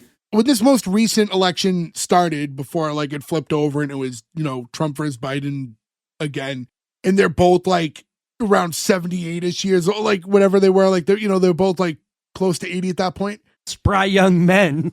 And it's like, Why would either like, yeah, it's like when you have people who work like in your jobs when they're close to that point, you're like, just go home, man. Just You like cover for them. You're like, I got this. Like, go home, see your kids. Yeah, you're like, enjoy this part. Yeah, you finally can enjoy it. It's almost like these people think that like they're never going to pass away. imagine being like 80 and being like, I want to have like the most stressful job in the fucking world. I want to be woken up at 2 a.m. at least 4 times a week. Like, that sounds fucking terrifying. Yeah, 80? No. So they're talking to Martin, and he's like, hey guys, listen, like, I don't want to do this whole thing for like, you chat me up for the whole like campaign. He's like, all right, great. And Nixon's like, well, how about you just cut us a check for $5,000 then, and we can forget we ever met. He's like, actually, I'll cut you a check for $10,000 if you can get this guy to give me a drink. Expensive bottled beer. Yeah. I will say too, in this scene, the most 80s thing that just like makes my brain melt with happiness is the amount of glass bricks. Like this whole scene is framed by like an entire arched wall of glass bricks. It's like my favorite design thing ever. And you can't make it work in a New England house. Like I can't just all of a sudden have like an 80s Miami glass brick wall. Like it would look so out of place. But if I ever have enough money to like have a summer home or a, build my dream house, there will be like a full Miami Vice glass brick room. Hey, I mean, I don't dislike that. It's not part of my dream house, but They just make me so happy. I enjoy that after 40 years, I can still learn new things about you. Joe loves glass bricks. When we were still living in Boston, our neighbors next door who worked in like construction had somehow come across like a fucking pallet of glass bricks, and they didn't want to throw them away, had them for years, whatever, and then put them on the sidewalk. So we like dragged them all into our house. It was like, oh my God, we can make a glass brick wall. And then by the time we finally had to move out of the house, I had to like drag them back down to the sidewalk again, because like, what are you gonna do with them? Then I've got like 2 now that are like bookends that like I look at sometimes and I'm like, dun, dun, dun, dun, dun, dun. I just have like an 80s tune rings in my head, but I can't fucking do it here, After he made that joke about I'll give you $10,000 for beer, and then they go, oh no, we can't take money for favors or whatever, and like in a serious tone, and then like he gets kind of pissed. He's like, first off, like with all this stuff, you bother me for money. Now you're accusing me of trying to bribe you. And then like that was his like, that's it, I'm out of here. So then he goes to storm off right as Fred's about to finally give him his beer. He's like, I'm sorry, 1 is over my limit. And he takes off. And then after that happens, the phone rings at the bar. Fred has to head over. He's like, I'm going to go get this call, 1 minute. And then he picks it up and it's like, oh, hello, Mr. Nicholson, a bottle of Dom Perignon to Suite 303. You got it. He's like, oh, hangs up. He's like, he's some guy. And we cut to Jack Nicholson, who's like inside the suite. And now we're guessing too that like this bar must somehow serve a hotel. So yeah, it's like a hotel bar. But that would make no sense to Reagan being able to crash in through the roof. He just went through multiple floors. Because it's like 30 floors. It's like Howard the Duck. He comes by like a masturbating female duck in the tub. Even if it's like attached but not attached, like, in association with and like directly next to, it also kind of like negates the whole premise of the show being we're like a place where like some of the more famous people can come to just hide out and be themselves. Right. It should be like a Little in the Burbs or something, right? Where it's like removed from. Yeah, it should be more of like a speakeasy than anything else, not a hotel bar. But we cut to Jack Nicholson and he's in his suite. Like, well, come on, little lady, and let Uncle Jack take you by the hand and lead you to the eye of the tornado, the mouth of the volcano, the very epicenter of all that's good and plenty. But you better act fast or else you're going to miss out on the greatest night of your life, since Adam took the leaf blower to Eve, if you know what I mean. The leaf blower to Eve fucking broke me. I also saw my neighbor the other day use a leaf blower to blow off the snow from his car and was like so fucking impressed by that move. I was like, whoa, that's so cool. And after he says that, that's when we find out that all this sweet talk is being delivered to Margaret Thatcher. A woman nobody would ever want to sleep with. Evil, evil, terrible woman. And then she's like, I don't know what you mean, Mr. Nicholson. I came up here to discuss relations between our countries. Like, relations are exactly what I'm talking about, sweet cakes. He's like, I can't believe what I'm hearing. Like, I'm leaving. He's like, oh, what's the matter, Maggie? You trying to tell me that you don't want to indulge in some international trade? And then, like, the runner for the episode from that point forward is him just chasing her around like Pepe Le Pew. He Looney Tunes her the entire episode. I do love the idea, though, that like the prime minister of one of the biggest countries and political powers in the world is like I need a new ally. Let me find the guy from fucking 5 Easy Pieces and make sure that's who I go to. Well, he was the president in Mars Attacks. That's true, but that was a good 9 years Yeah. later. Ooh, this is pre-Batman. That's what fucked me up as a kid. I'm watching this and thinking about us as a kid. Like Jack Nicholson to us, our generation, is the Joker. Like, and that was 2 years later than this, which is crazy. I don't know. He's Jack Torrance to me. Look, I'm not saying that's not his most iconic role. I'm just saying, like, when we were kids, like I knew Jack Nicholson as a Joker before I knew him as anything else. Yeah, same. That was like my first introduction to him. Because like that came out when we were like 4, and Batman Mania like took over the country.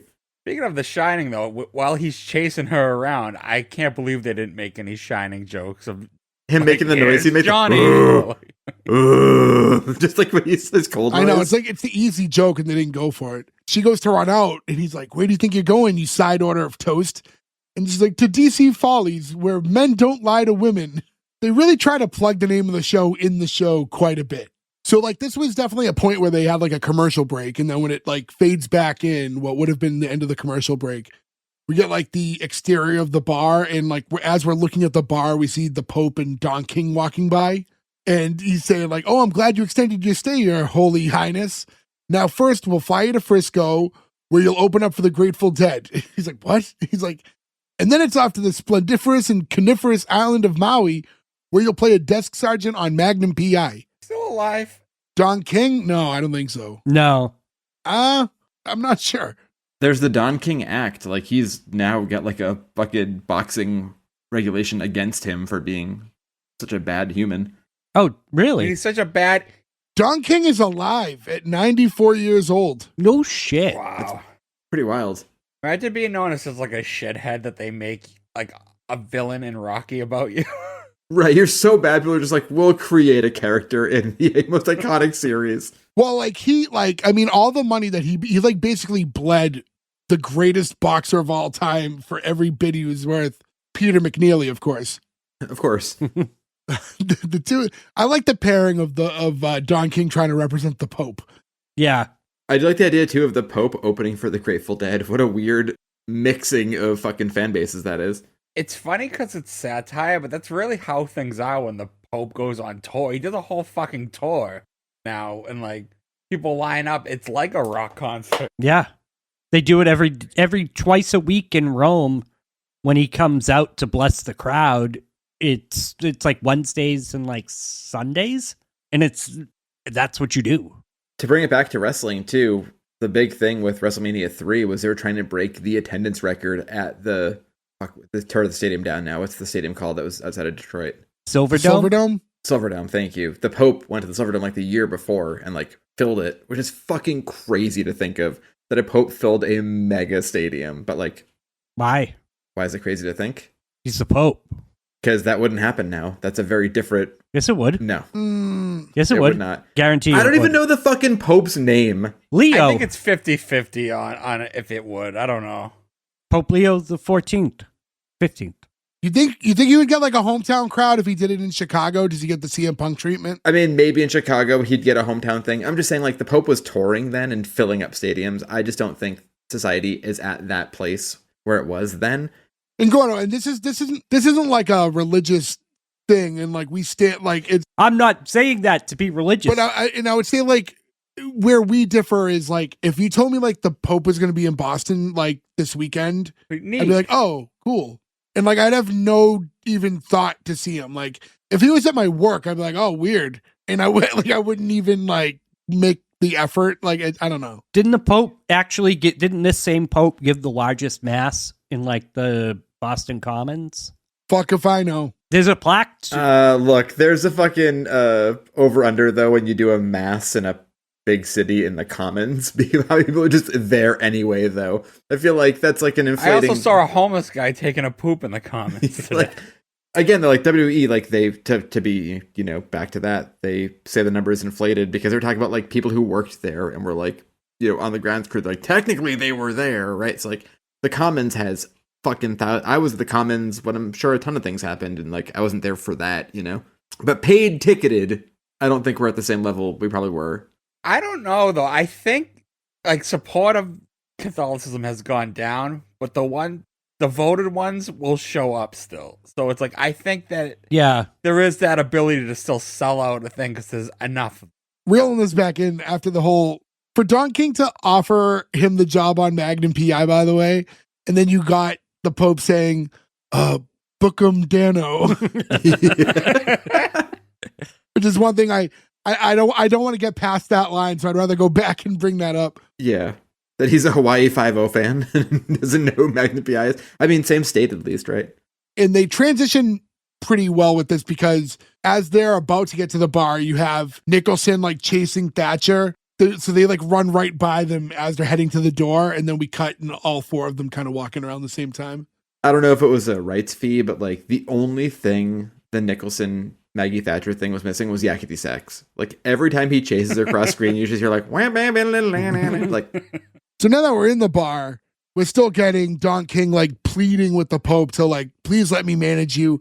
You're an international star. You're the great white Pope. That is clearly a working backwards. Somebody made a great white Pope joke and they were like, all right, write the joke backwards so we can find a way to make that joke work in the episode. And he's going over all this stuff. He's like, things that he can be doing with them. And he's like, and another thing too, like Holy Guy Television.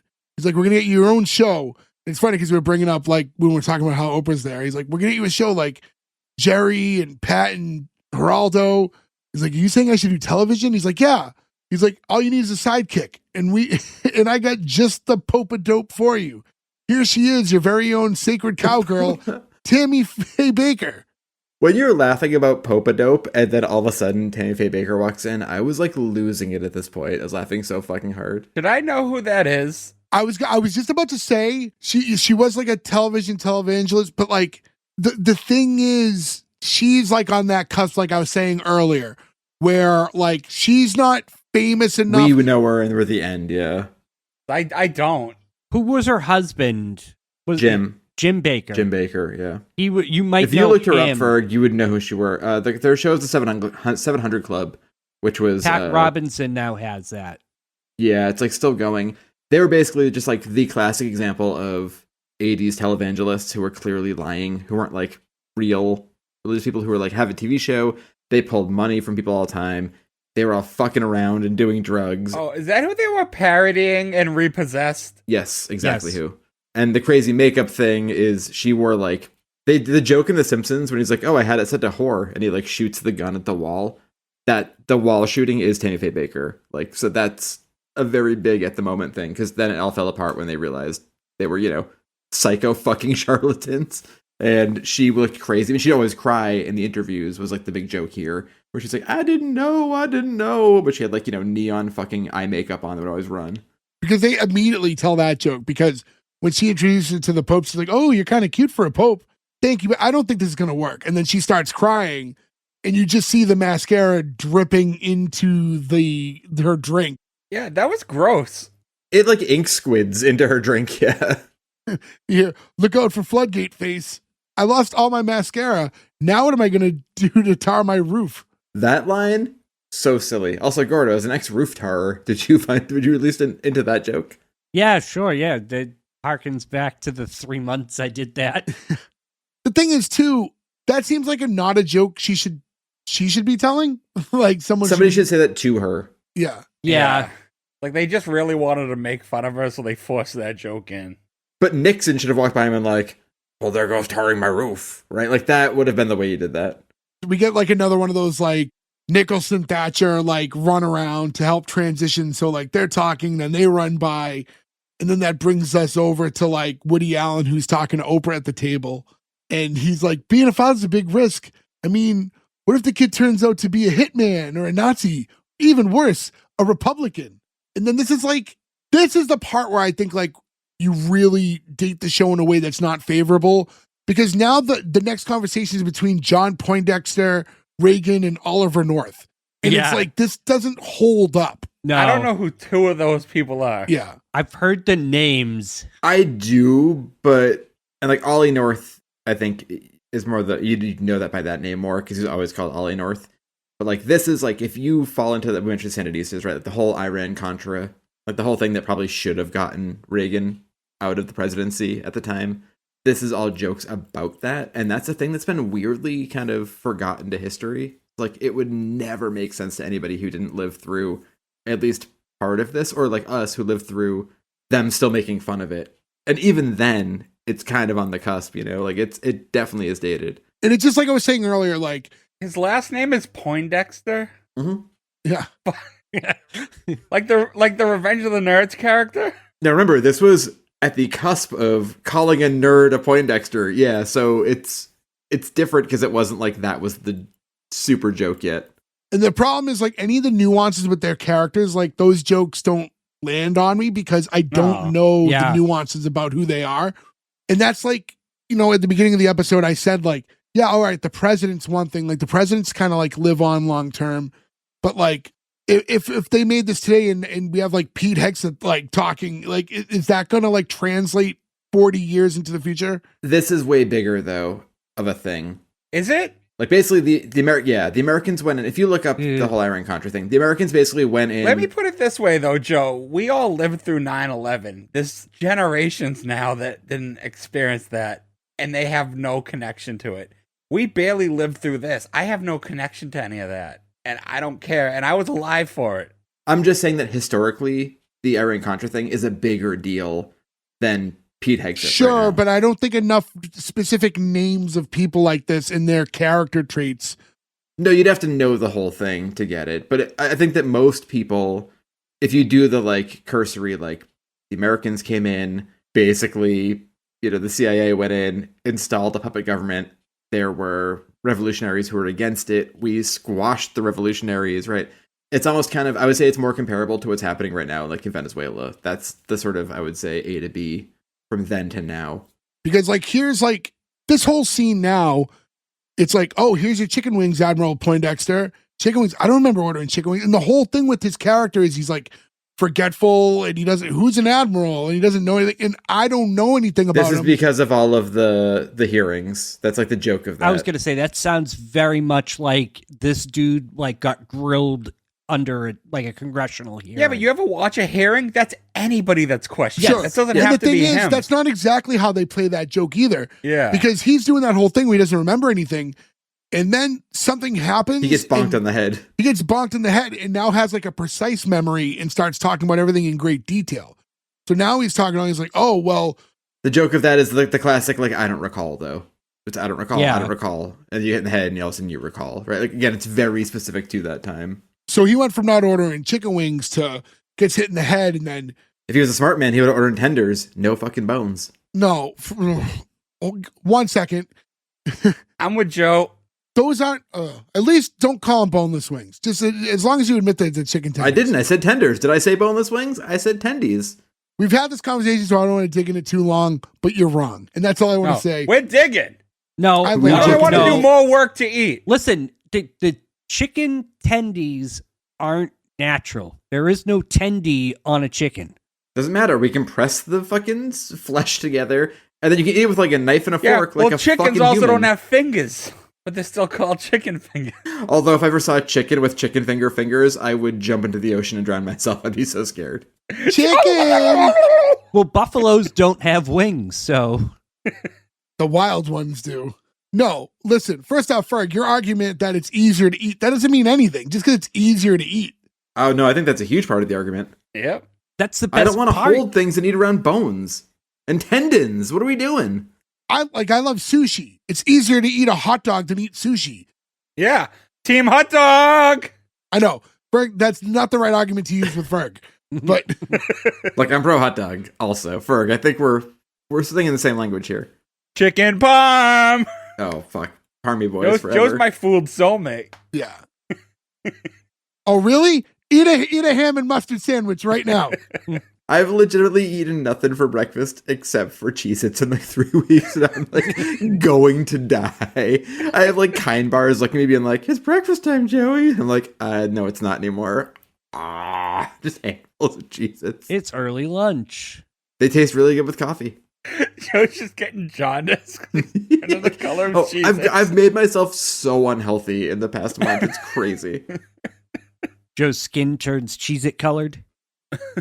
Anyways, to go back into this, we go from he doesn't remember anything, he doesn't recall ordering chicken fingers or being an admiral, to getting bonked in the head. And then when Ollie's like, oh, you all right, sir? Like, you had us scared. He's like, oh, well, you had me scared when you diverted all the money to the Contras. And then he goes into all these details about like the dates and the times and places of everything.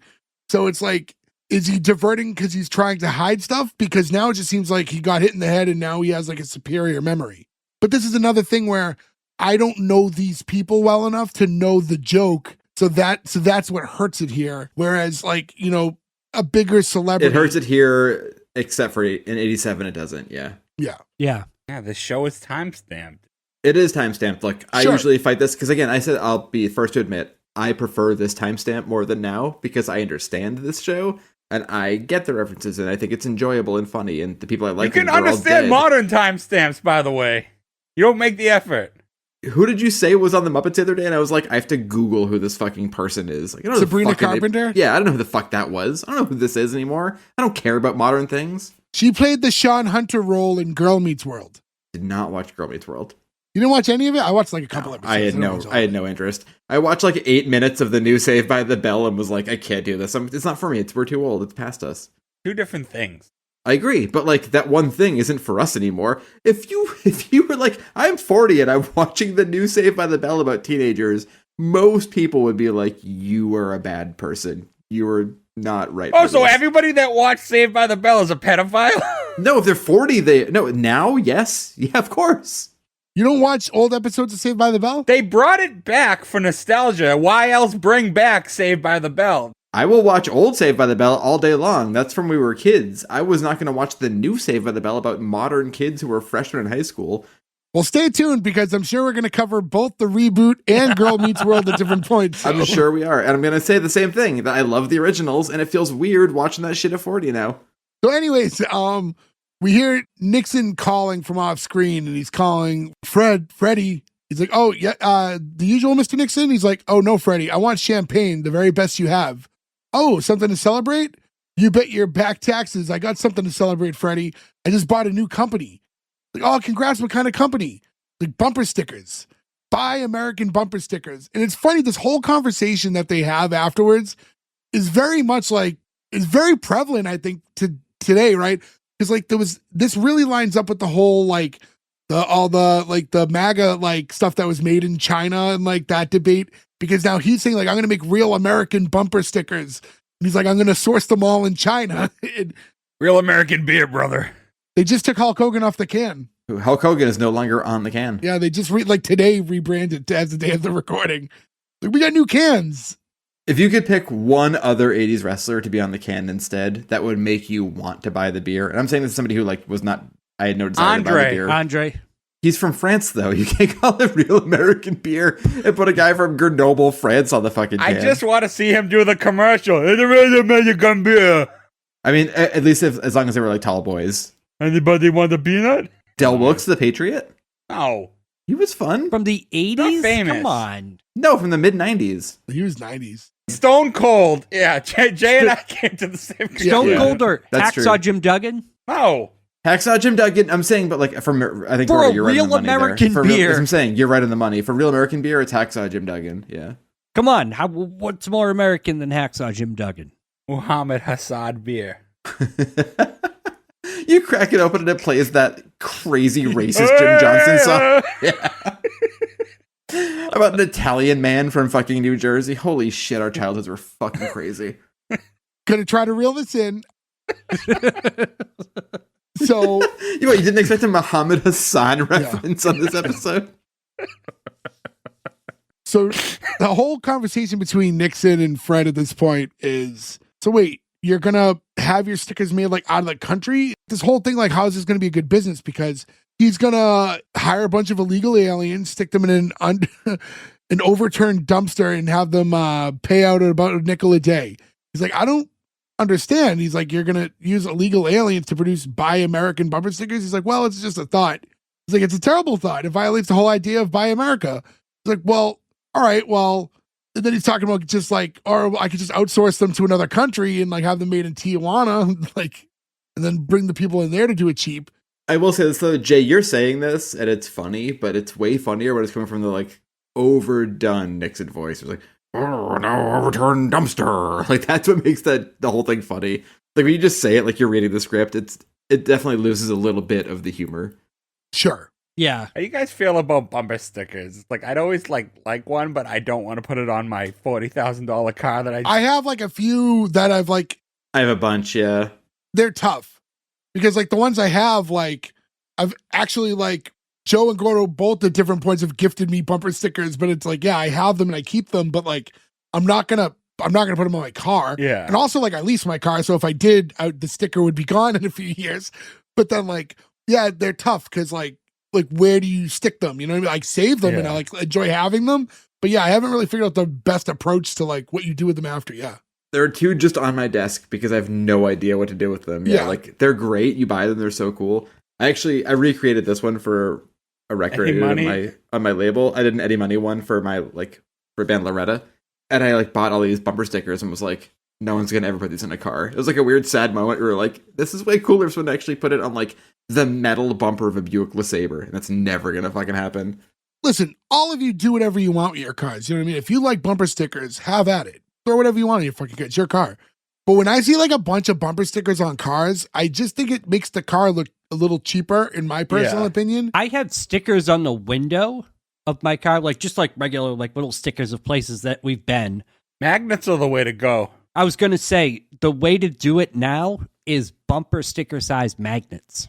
I like the decals too. Like I used to have like a decal on my back window. I know Nick's car has like a decal on it where it's the window decals where, you know, yeah. You like rub it on and you like peel off. So it's like just the outline shape of whatever it was is on there. Like, I think those could look okay if you like placed them right. Also, if you know how to do them right, because I got a baby on board one for my brother that was the Vans logo and board was skateboard, right? It was like, oh, that's so cool. And then my wife was like, do you think you can pull this off? And I was like, yeah, it's just a sticker. And like 10 minutes later, I walked back in the house sad, holding a bunch of sticker strands. I was like, I couldn't do this. I had to buy another one. I was like, can you put this one on now? Those are hard to put on, man. Those are not an easy transition. That was like a regular sticker where you just like, it'll look good here. Like you have to like scrape and like perfectly align and pull off half the thing. It's a lot of work. Oh, it's like our residential stickers. It's like such a pain every time you have to do it. You got to line it up just right. If it's like crooked, well, that's a whole other conversation. But and anybody who's ever lived in a city or like worked at an airport, you will see people with 13 stickers in their cars per year because it's such a pain in the ass to take them off. People are just like, fuck it, I don't care. Like as long as the right one's on there and I can see out the window, we're fine. We don't even do that. The cars around me in Alston, you just have to stack them up because you can't peel them off from the inside. And then but you have to display the newer one. And it's a pain in the ass to peel those off. Use a razor blade. A little Goo Gone.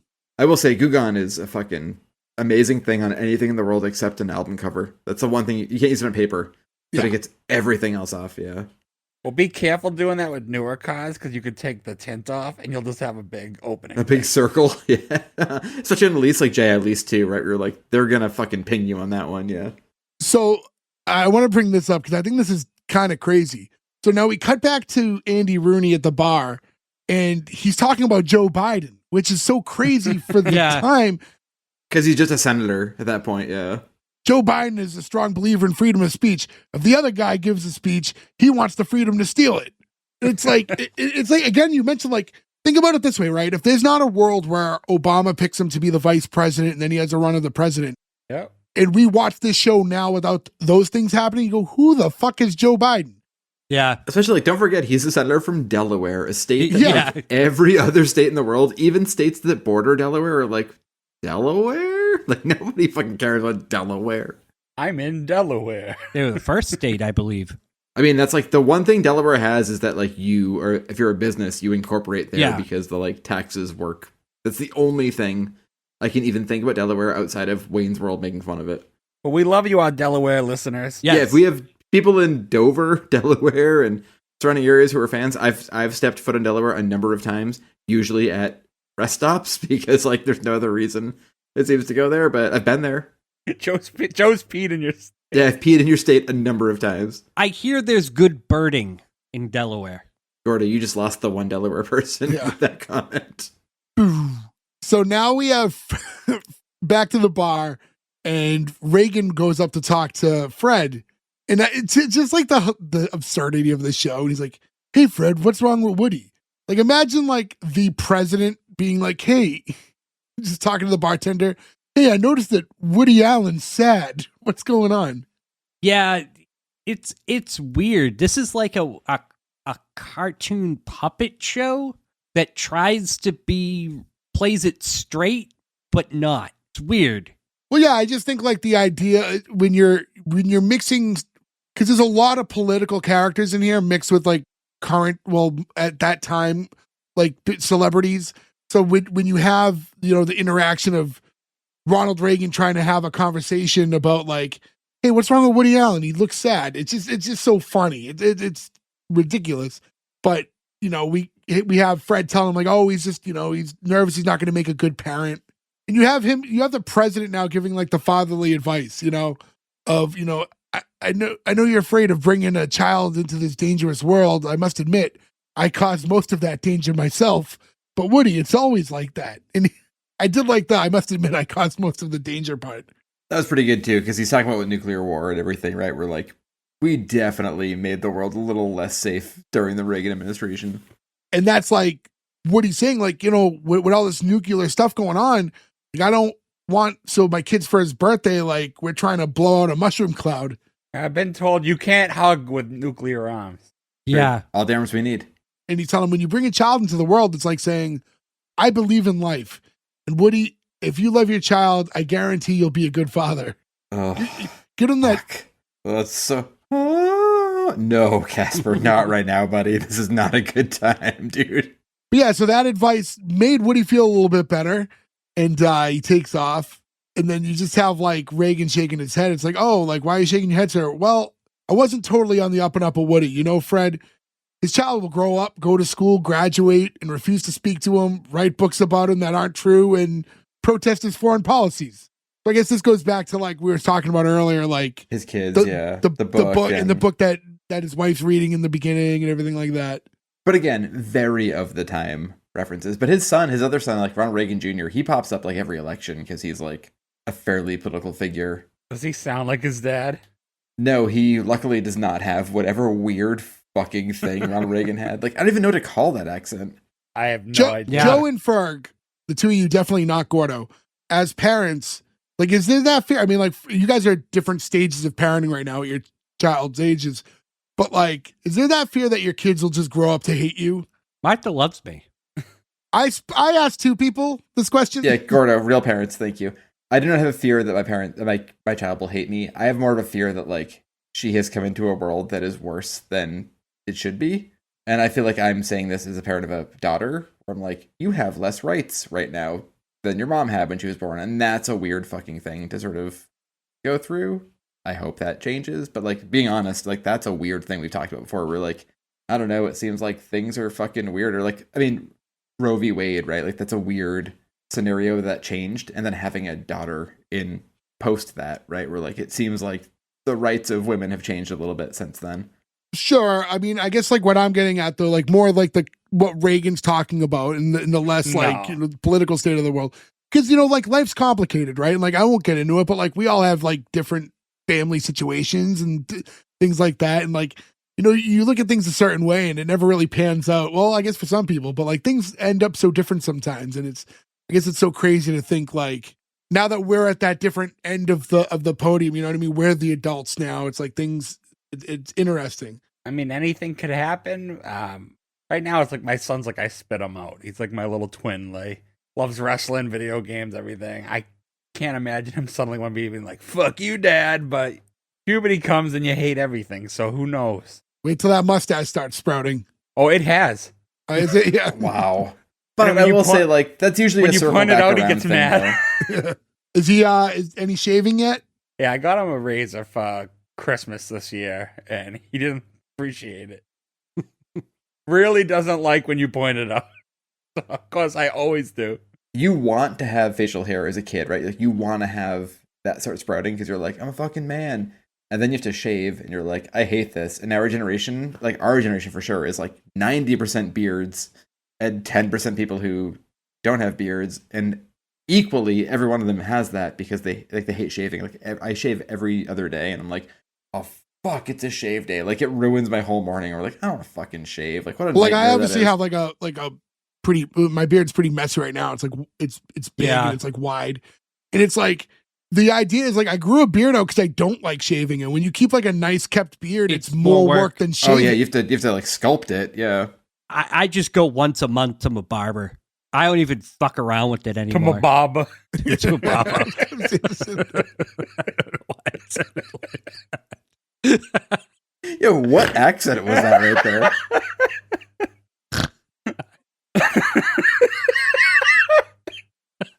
I don't know. I go to a barber and they just do it once a month. I just try to keep the neck clean. It's not at all right now. Nope, I don't even do that. The beard's purpose is to have the illusion of a jawline because I don't Yeah. have one. So I want to close out this episode because basically all we have left is after that happens, we have Nixon chiming in from behind a piano. We get the, hey fellas, what do you say we sing a little song, huh? And then it just turns into this like whole, Yeah. this was the weird thing. It was this weird rap thing. I love it. I love it so Run much. DMC style rap. Run DC.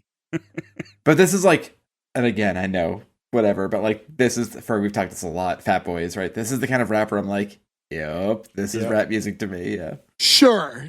But it's weird that 2 weeks in a row our shows have closed with a random musical. Where That is it's true. out of Yeah. Go back and listen to Toast of London if you haven't yet. Yeah, this was so weird. They get into this weird long rap. I'm not going to start quoting it because I wouldn't be doing it with the right cadence.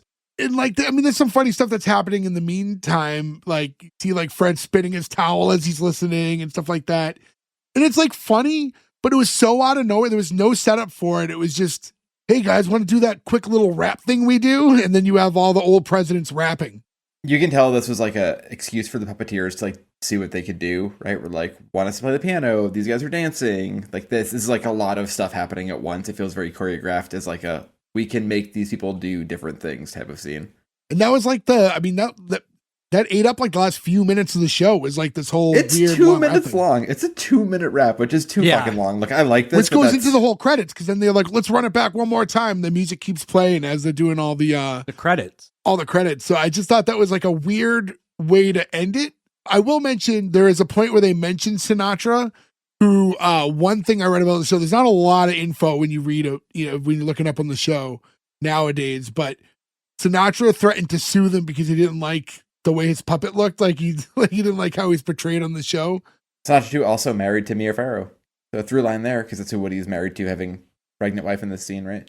Yeah, that was a close of the episode. It just kind of ends on that whole thing. And when you look at it, it's more, I mean, this show is like, it's a scripted comedy show, but it does come off like a little like, when you mentioned like SNL earlier, like, you know what it kind of feels a lot like too, if it was set up completely different, but like format wise, the way that like Wienerville used to be, like, even though it's completely different show, but like format wise, the way it would like kind of cut and you can kind of get into that weird like song and dance stuff in the middle of it. maybe if the puppets came out of the Phil Collins video, which we haven't brought up, which surprised me. Oh yeah, surprising, yeah. It's funny because I was playing them part of it a couple days ago, and Gordo was having a panic attack at the idea of doing a show about puppets, and I was like, oh, because I couldn't remember. So if for those of you listening, if you're fans of Phil Collins and Genesis in general, the Land of Confusion video, which I would was stop real around the quick. same I would just say time. fans of Phil Collins are not always fans of Genesis. I would just like to put that differentiation point there. I love both. I hate Genesis and I love Phil Collins. I love Phil Collins as a solo artist more, but Land of Confusion I think is a great song. Genesis is too proggy. Peter Gabriel, I don't get it. That's a different era. I like Phil Collins era. Anyways, but in that video, I was like, I had to look back and we watched part of it because I was like, are these the same types of puppets? Like trying to look at it. It wasn't Sid and Marty Krofft who did them, but it was like you had Ronald Reagan puppet style music video that's coming out right around the same time. I was like, oh, I wonder if there's any tie in there, but it was a completely different look. I wonder if one inspired the other. Yeah, it Maybe. seemed close, Berg and Jay, I know you watched it last night. I did not get a chance to watch it yet. Was the entirety of the new Muppets all puppet? Was there any CGI? No CGI. There was definitely a little CGI. When? Bunsen and Beaker. I don't want to get into it. Listen, at the time of this recording, the new Muppet Show just had debuted yesterday on television, which if you haven't watched it, I highly recommend it personally. It is a perfect love letter to the original Muppet Show. But the Muppets are still puppets, right? Oh, absolutely. Yes. Yeah. Okay. Absolutely. I think they use some effects, not with the puppets I'm fine themselves. with that. Look, I can't. It's that toothpaste out of the tube. I can be mad about it, but it's not worth it. As long as we're talking about Muppets, Yeah, and we'll puppets. talk about that yeah. off air, but yeah.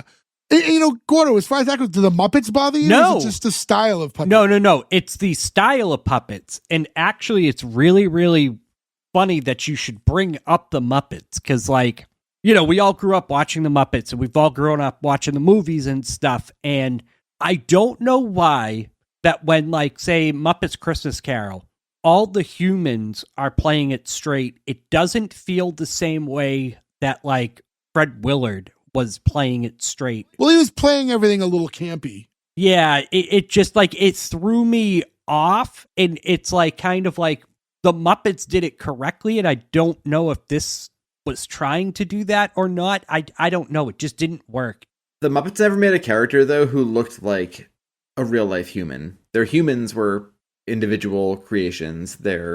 Most characters are animals, right? Like I feel like is your thing weird that like you know these people and it's weird to see like Reagan as a Muppet?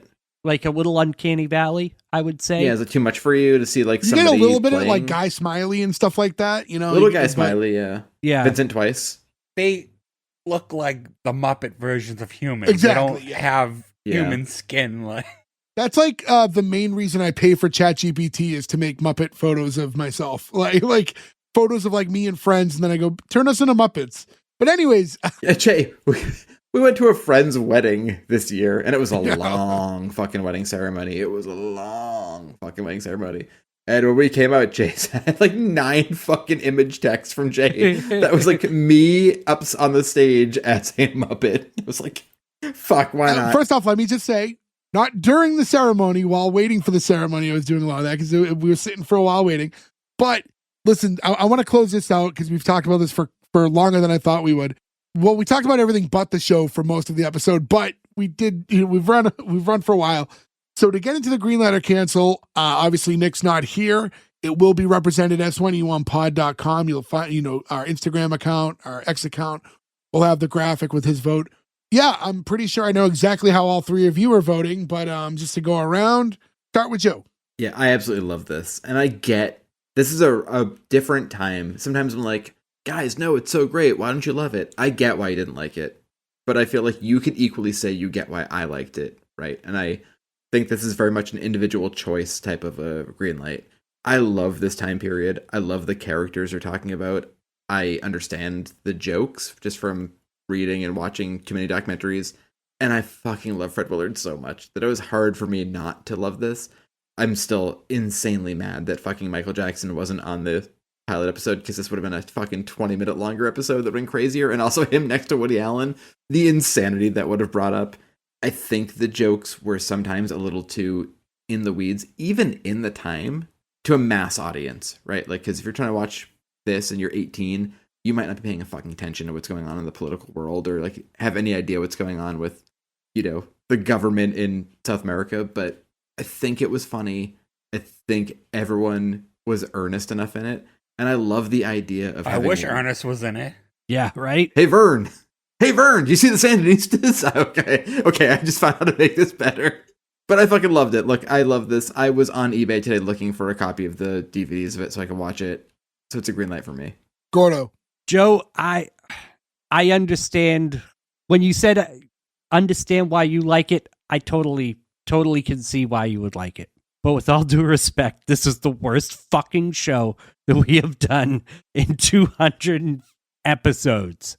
I don't usually cut in. I would just like for everyone to go back and look at the shows Gordo has greenlit and come back if you think this is worse than fucking some of the things you've brought here, dude. Come on. This was a sketch, man. This was like a sketch. I don't know. I just didn't like it. It was too dated to be funny, and it was just weird. I don't know. I did not like it. This is like Mount Rushmore right now of bad shows. So cancel. Berg. How dare you? I watched The Muppets come back triumphantly 24 hours ago.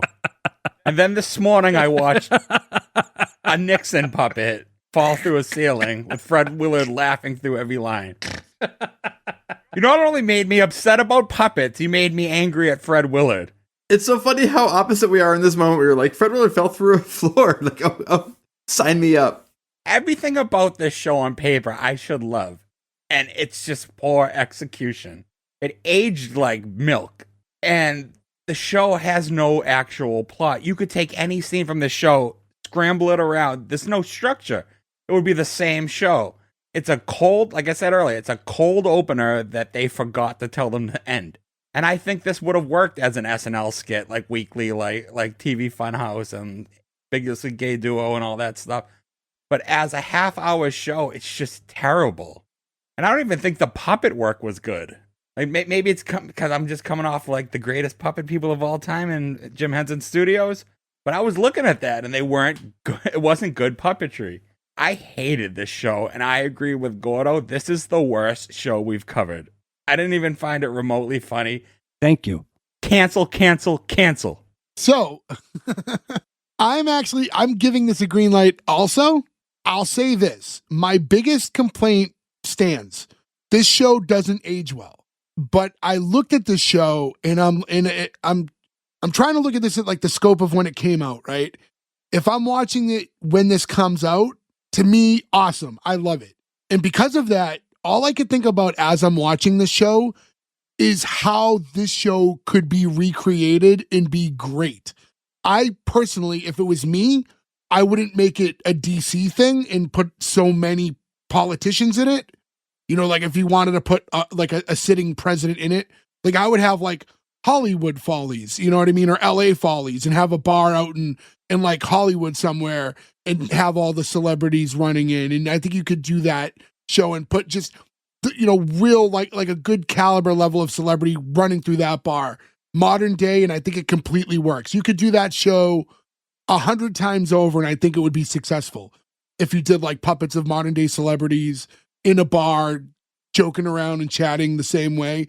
I think what hurts the show, again, because it's DC and it was so politically driven, I think it dates things in a way and you're using people that aren't remembered through time as well as they need to be. But because the show came out when it did, if I was to look at it through the lens of at that time and to think of how successful I think this show could be today, if it was done the way I present it, I give it a green light. So with that being said, tie. So we'll have to wait for Nick. Intrigued now. What's Nick going to say? Yeah. Nick's gonna cancel this. I think he's gonna, but there's only one way to find out, and that's to go to S1E1pod.com and check out our social medias. Again, S1E1pod is where you can find all our shit. If you want to buy a t-shirt, if you want to follow us on anywhere to listen, please rate, review, subscribe, do all those things. Hit us up. Let us know shows you want us to do. We'll definitely get around to them when we can. We love talking to you guys. But we've talked enough for this week. So until then, thank you. Goodbye. I think we got the worst Ronald Reagan. We definitely got the worst Ronald Reagan.